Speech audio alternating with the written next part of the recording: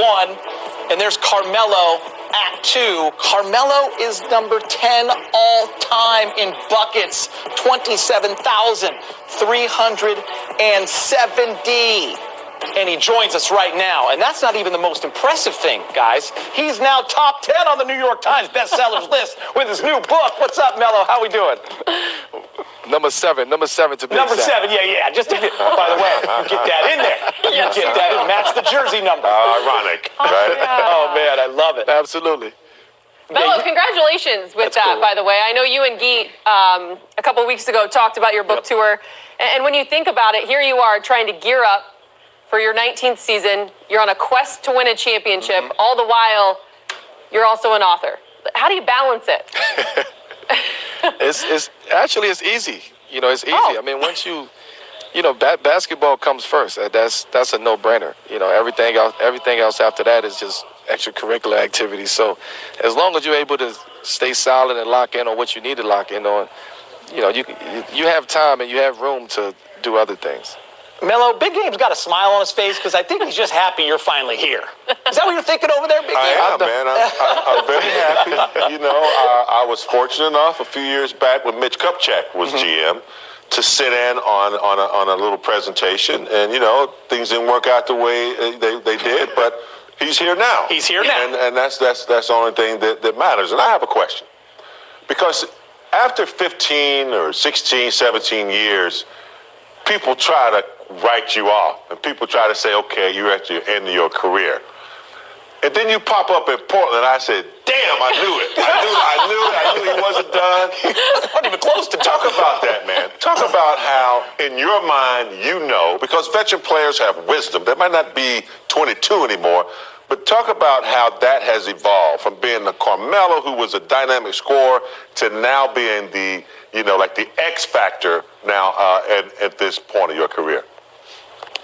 Yeah, well, I mean, we all understand the game, right? We all students of the game. So, if you do the history of the game, nobody never stayed the same, right? There's going to always be adjustments that you have to make. You're going to always have to adapt to certain situations and certain roles because of, a big part of that is that narrative of as you get older, you lose something. And for me, I've always, it never was a basketball thing with me. I always believed in myself. I always knew and know what I can do on a basketball court. I always rely on my work ethic, being in the gym, being knowledgeable of the game, sharpening my mental. And I think once I got to that point, basketball just became, it was more easier for me. It was more efficient for me because I put those 10,000 hours in. I put the 20,000 hours in, and behind the doors, behind the scenes at night and in the morning and working out when nobody is there. Like people don't know that. They may hear it, but they don't know that. They don't understand what that takes.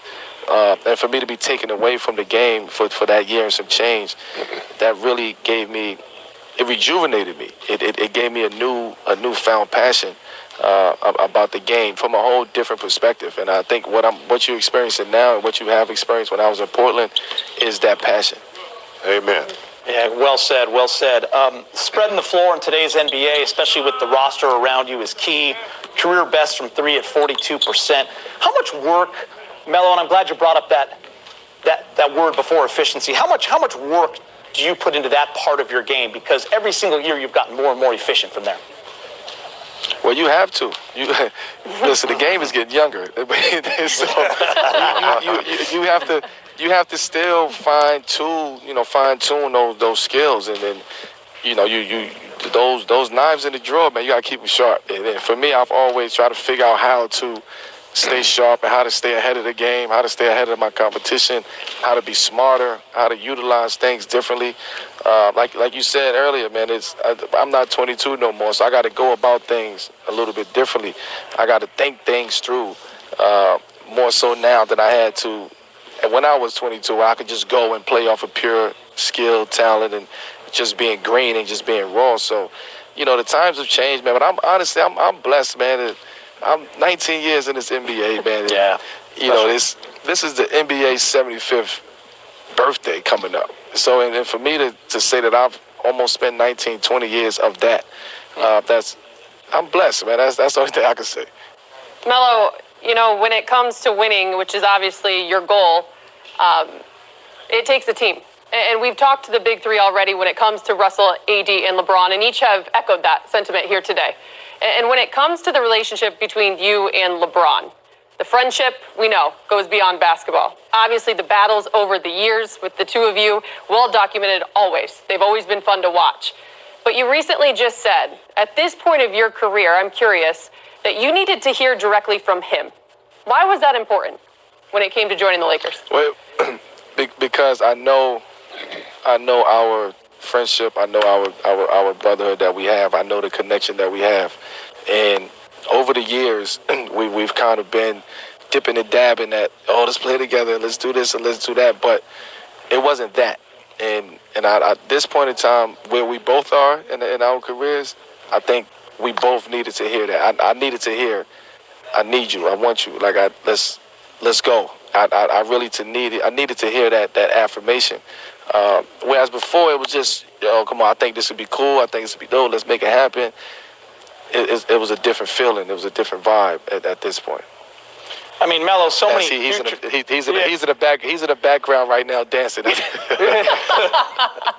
mean, so many future Hall of Famers on this team. Like, what's the pecking order? What's the pecking order? Like, who gets to eat first on the plane, the Vegas trip? Who's in charge? What it is? Yeah. I'm the oldest, man, by a couple months. So yeah, that's the pecking order right there. But it's a level of respect that we all have for each other, and I think that's the most important thing.